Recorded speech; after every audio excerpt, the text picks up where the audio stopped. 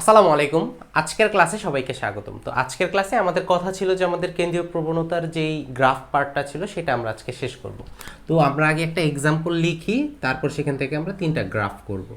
যেমন আমাদের কাছে ধরা যাক যে এই এক্সাম্পলটা আছে, এখানে আমাদের শ্রেণীব্যাপ্তি আর গণসংখ্যা দেয়া আছে। এটা হচ্ছে শ্রেণীব্যাপ্তি, আর এটা হচ্ছে শ্রেণীব্যাপ্তি, আর এটা হচ্ছে গণসংখ্যা। ধরা যাক এখানে দেখা যাচ্ছে 10 থেকে 20, 20 থেকে 30, 30 থেকে 40, 40 থেকে 50 এগুলো দেয়া আছে। আরেকটা বাড়ায় নেই, এটা হচ্ছে 50 থেকে 60। ধরলাম এখানে আছে 4, এখানে আছে 6, এখানে আছে 8, এখানে আছে 7, এখানে আছে ধরলাম 5, এরকম আছে। তো এখান থেকে আমরা তিনটা গ্রাফ বের করব। একটা হচ্ছে আয়ত লেখো, আয়ত লেখো। তারপর আমরা বের করব হচ্ছে বহুভুজ, গণসংখ্যা, গণসংখ্যা, বহুভুজ, বহুভুজ। আর 3 নাম্বার বের করবো আমরা হচ্ছে অজীব রেখা, অজীব রেখা।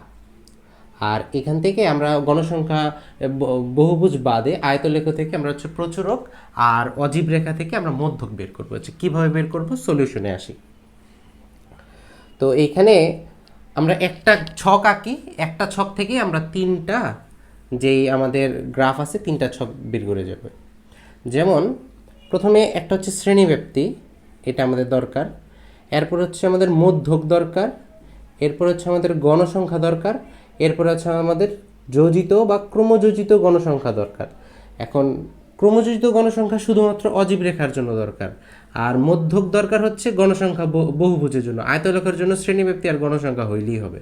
তো এই কটা আছে, 1 2 3 4, 1 2 3 4 5টা, 2 3 4, এই হচ্ছে 5।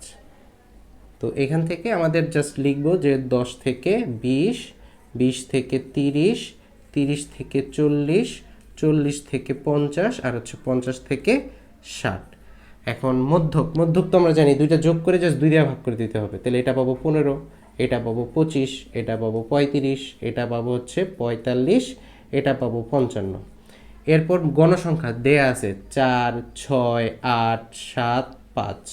আর বহু যোজিত গণসংখ্যা বা ক্রমযোজিত গণসংখ্যা প্রথমটা আমরা জানি ঠিক থাকে, এরপরে এটার সাথে নিচেরটা যোগ। তো 4 আর 6 10, 10 আর 8 18, 18 আর 7 25, 25 আর 5 30। এই এখন এখান থেকে আমরা তিনটা গ্রাফ ক্রমান্বয়ে আঁকবো। প্রথম 1 নাম্বার হচ্ছে আয়ত লেখ অঙ্কন করব। আয়ত লেখো। আয়ত লেখো কীভাবে, এখানে আমরা হচ্ছে এক্স অক্ষ আর ওয়াই অক্ষ নিব। এটা হচ্ছে এক্স অক্ষ, এটা হচ্ছে ওয়াই অক্ষ। তো এটা কি শূন্য থেকে শুরু হয়েছে না, তো এটাকে আমরা এখান থেকে নিব হচ্ছে 10, আর এক্স অক্ষ বরাবর আমরা নিব হচ্ছে শ্রেণীব্যাপ্তি, শ্রেণীব্যাপ্তি বা ব্যবধান।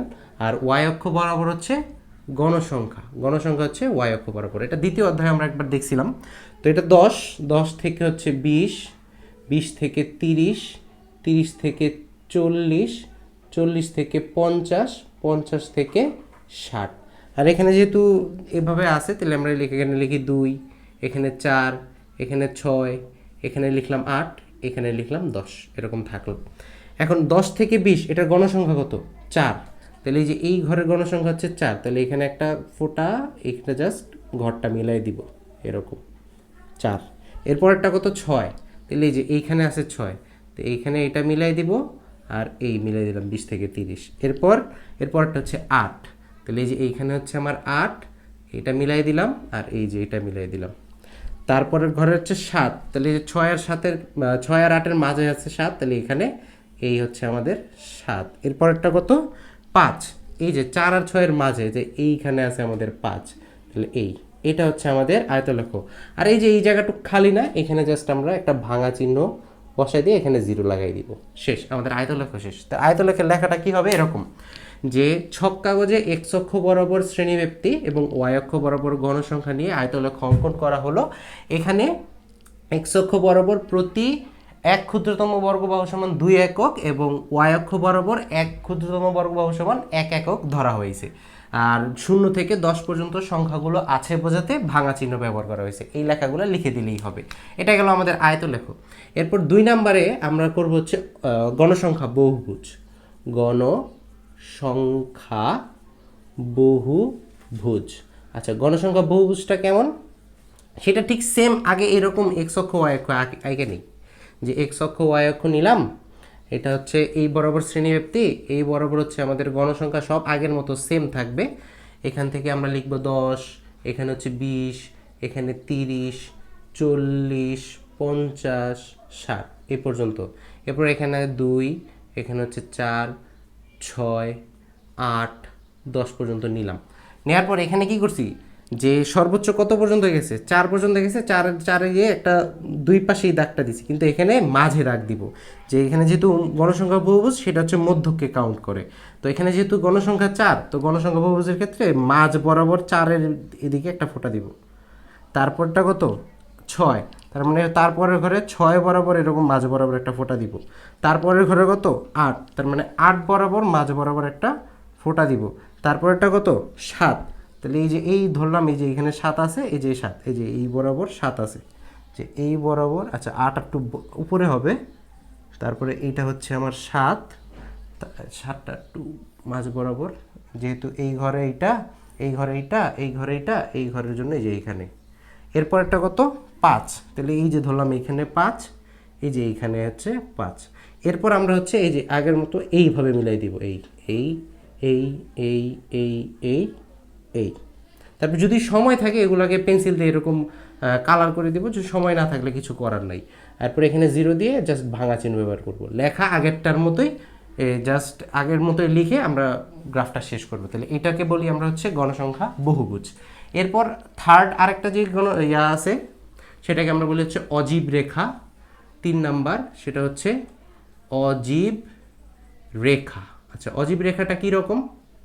অজীব রেখা হচ্ছে আমরা ইয়া বরাবর, এই এক্স অক্ষ বরাবর ইয়াই নেই, কি বলে আমরা এই শ্রেণীব্যাপ্তি নেই, কিন্তু ওয়াই অক্ষ বরাবর এখন আর আমরা গণসংখ্যা নিই না, ওয়াই অক্ষ বরাবর আমরা নেই হচ্ছে ক্রমযোজিত গণসংখ্যা। এটা আমরা লিখে দিই, এখানে নেই হচ্ছে আমরা যোজিত গণসংখ্যা নিই এই বরাবর। তো যোজিত গণসংখ্যা, আর এটা হচ্ছে শ্রেণীব্যাপ্তি। তো আগের মতো এখানে 10, এখানে 20, এখানে 30, এখানে 40, এখানে 50, এখানে 60। তারপরে এখানে ধরলাম 2, 4, 6, 8। আচ্ছা, এখানে যেহেতু 30 পর্যন্ত গেছে, আমি একটু এটা গ্যাপ একটু বাড়াই নিই। এখানে ধরলাম 5, 10, 15, 20, 25, 30 এই পর্যন্ত নিলাম আমি। 5, 10, 15, 20, 25, 30 পর্যন্ত। এটা হচ্ছে এক্স অক্ষ, এটা হচ্ছে ওয়াই অক্ষ, এটা হচ্ছে মূলবিন্দু ও। এখন আমার এটা কই থেকে শুরু হয়েছে, 10 থেকে। 10এ আমার যোজিত গণসংখ্যা কত, 4, তাহলে এই ঘরের লাস্টে লিখবো, যে ধরলাম এইখানে, যে এইখানে আছে 4, তাহলে এইখানে লিখবো।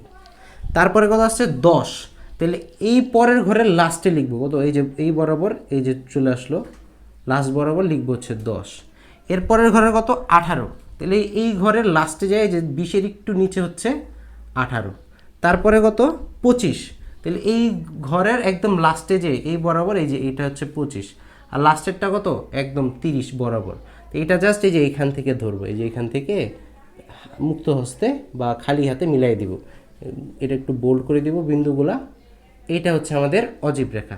তাহলে এখানে পার্থক্যটা কি, আগের মতোই সব সেম, জাস্ট লেখায় কি চেঞ্জ হবে, এক্স অক্ষ বরাবর এখন আমরা শ্রেণীব্যাপ্তি নিয়েছি, কিন্তু ওয়াই অক্ষ বরাবর আগের মতো গণসংখ্যা না নিয়ে আমরা এখানে হচ্ছে অজীব রেখা নিয়েছি। এটা হচ্ছে আমাদের 3টা গ্রাফ। এখন এই 3টা গ্রাফে আমরা আয়তলেখ আর অজীব রেখাতে 2টা এক্সট্রা জিনিস বের করতে পারি। এখানে আমরা বের করতে পারি হচ্ছে প্রচুরক, প্রচুরক, আর এখানে আমরা বের করতে পারি হচ্ছে মধ্যক। কিভাবে বের করতে পারি, এখানে দেখবো যে সবচেয়ে উঁচা কে, এই যে এই কিন্তু সবচেয়ে উঁচা, তাই এর 2টা কর্নার আমরা মিলাই দেবো, যে এই একটা কর্নার, এই নিচের কর্নার মিলাইলাম, এই কর্নার আর এই কর্নার মিলাম, এই যে এই বিন্দুতে মিলিত হয়েছে, এই বরাবর একটা লম্ব টানবো এখানে। তাহলে এটা আমরা আনুমানিক দেখতে পারতেছি, যে একটু যদি সোজা করি, ধরলাম এইখানে আসে, এটা আমি 30 আর 40 মানে 40-এর দিকে বেশি, তা সাপোজ 37 বা 38, 37, 38 সামথিং কিছু আছে, মানে আমরা গ্রাফ গুনে সেটা নিব। তাহলে এখানে প্রচুরক হইতেছে 37 এরকম। আর মধ্যক যদি হিসাব করি, মধ্যক কীভাবে, মধ্যক হচ্ছে আমরা অজীব রেখা থেকে এভাবে বের করব যে 0 এবং 30 এই দুইটার মাঝে কত 15 না, এই যে 15 থেকে এটার উপর একটা লম্ব টানবো এরকম, ওই লম্বটা আবার নিচের দিকে নিয়ে যাব, নিচের দিকে নিয়ে গেলাম। তো এখানে কি দেখতে পাচ্ছি 40 মিলছে, তাহলে এখানে প্রচুরক হইতেছে 40। এইভাবে আমরা অজীব রেখা থেকে প্রচুরক বের করতে পারি, আর আয়তল রেখা থেকে অজীব রেখা থেকে মধ্যক বের করতে পারি। এটা হচ্ছে মধ্যক, এটা হচ্ছে মধ্যক, এটা প্রচুরক। অজীব রেখা থেকে আমরা হচ্ছে মধ্যক বের করতে পারি, আর আয়তল রেখা থেকে আমরা হচ্ছে প্রচুরক বের করতে পারি। এই হচ্ছে আমাদের গ্রাফের কাহিনী। নেক্সট ক্লাসে আমরা হচ্ছে ওই যে চতুর্থক, দশমক, শতমক এগুলো বের করবো। তো সাথে থাকার জন্য সবাইকে ধন্যবাদ। আসসালামু আলাইকুম।